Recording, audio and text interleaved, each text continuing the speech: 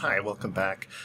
Today we're going to take a look at a quick little review of the Nvidia Quadro 5200, which actually is a very old card. It dates back, the release date was in 2014. And if you look at the specs, they're really impressive. At the time, this was a card that was in the upwards of $2,000, maybe $2,500.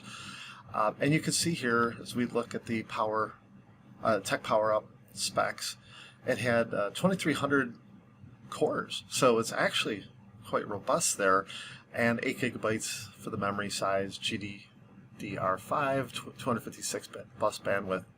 Now, but you can see here the recommended gaming resolution is 1600 by 900, and that again is pretty much what I found with this card. I'm going to show you some of the benchmarks with gaming, and I always use Cyberpunk just because it's a pretty intense game and it's a more recent game. But you can also see some of the other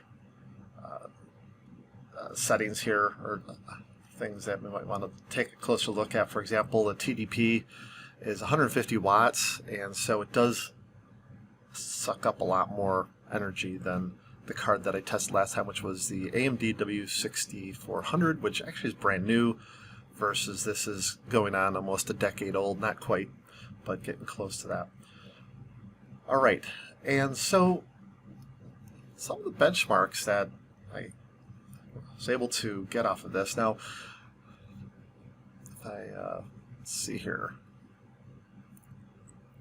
Now, this is a screen capture off of after the benchmark was complete. This is a 1920 by 1080 high resolution, and you can see the average frame rate was 18, so pretty dismal there. It's not very playable, and so not the greatest for that. We would definitely not recommend it. And this has 8 gigabytes of RAM, which I would think would help it out a little bit more, but unfortunately no. Now, when I set it to low settings, it's still got a dismal frame rate there, so I'm not entirely sure why that is so low at that, but that's understandable. Now let's set it at the recommended 1600 by 900, which you see here, and on high, we get 23 for the frame rate, which is, again, not very good. But if I set it to low settings, I get 36, which is in the playable region. Not particularly great, but definitely playable. Now, as we look at some of the CAD softwares, let's take a look at Autodesk Inventor 2023, and you can see the wheel here. It's very smooth. It's really, it seems to work very well, as I would expect, and it is an older card. If we look at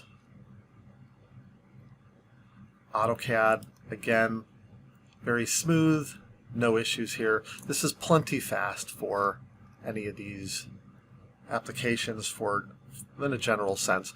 If you're working in industry, you definitely want to get probably a newer card than what's here. And then we have Creo, and with Creo, again, these are not particularly complex parts at all, but as you can see, it's very smooth. There's no artifacts. There's no issues. And again, I don't have SOLIDWORKS loaded to show you that SOLIDWORKS does support this. RealView is supported with it. However, because the CUDA core revision is on the lower side, the rendering functionality not inside SOLIDWORKS, but the package has some issues there. It works. It just won't take advantage of these older CUDA cores. So, anyhow, I just wanted to go through that and share that with you.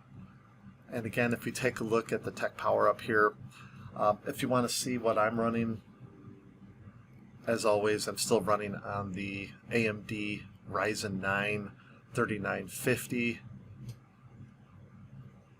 There we go. 3950X.